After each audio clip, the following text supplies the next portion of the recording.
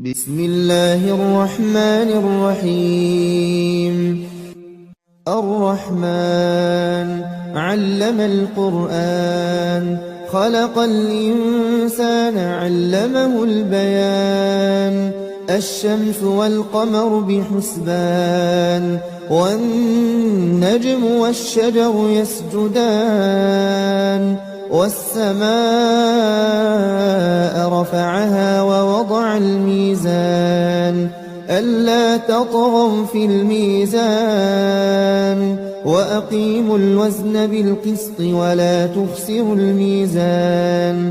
والأرض وضعها للأنام، فيها فاكهة والنخل ذات الأكمام. والحب ذو العصف والريحان، فبأي آلاء ربكما تكذبان. خلق الإنسان من صلصال كالفخار، وخلق الجان من مارج من نار. فبأي آلاء ربكما تكذبان. رب المشرقين ورب المغربين، فبأي آلاء ربكما تكذبان. مرج البحرين يلتقيان، بينهما برزخ لا يبغيان. فبأي آلاء ربكما تكذبان. يخرج منهما اللؤلؤ والمرجان، فبأي آلاء ربكما تكذبان. وله الجوار المنشآت في البحر كالأعلام، فبأي آلاء ربكما تكذبان. كل من عليها فان، ويبقى وجه ربك ذو الجلال والإكرام. فبأي آلاء ربكما تكذبان. يسأله من في السماوات والأرض كل يوم هو في شأن. فبأي آلاء ربكما تكذبان. سنفرغ لكم أيها الثقلان، فبأي آلاء ربكما تكذبان. يا معشر الجن والإنس إن استطعتم أن تنفذوا من أقطار السماوات والأرض فانفذوا، لا تنفذون إلا بسلطان. فبأي آلاء ربكما تكذبان. يرسل عليكما شواظ من نار ونحاس فلا تنتصران. فبأي آلاء ربكما تكذبان.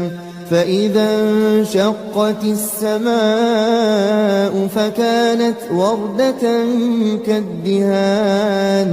فبأي آلاء ربكما تكذبان. فيومئذ لا يسأل عن ذنبه إنس ولا جان. فبأي آلاء ربكما تكذبان. يعرف المجرمون بسيماهم فيؤخذ بالنواصي والأقدام. فبأي آلاء ربكما تكذبان. هذه جهنم التي يكذب بها المجرمون، يطوفون بينها وبين حميم آن. فبأي آلاء ربكما تكذبان ولمن خاف مقام ربه جنتان فبأي آلاء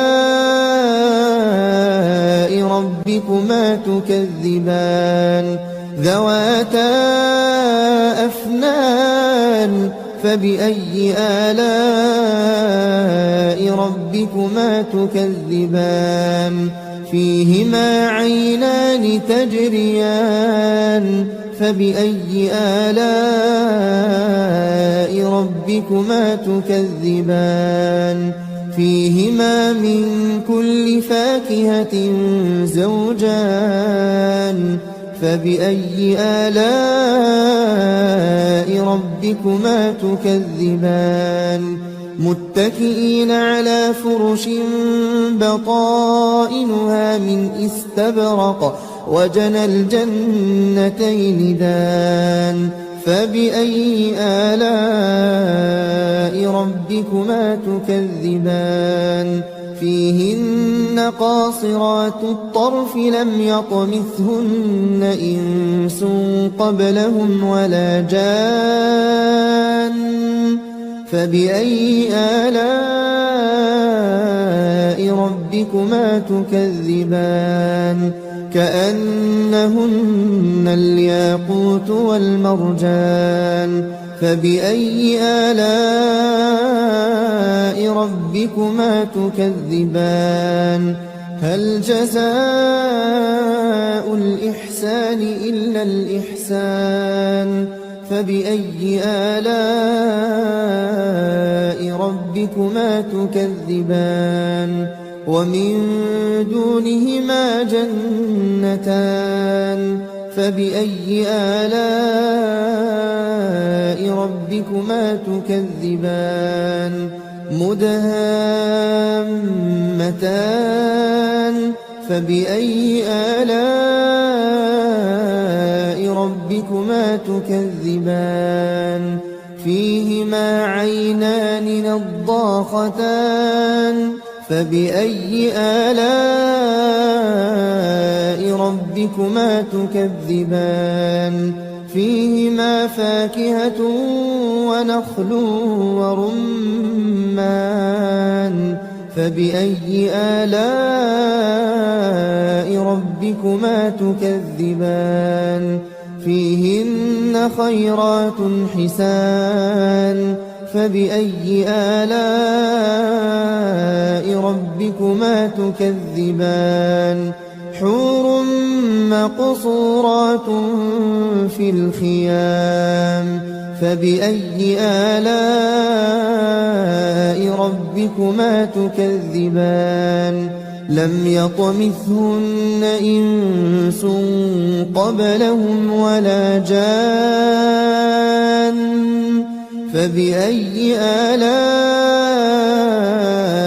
ربكما تكذبان متكئين على رفرف خضر وعبقري حسان فبأي آلاء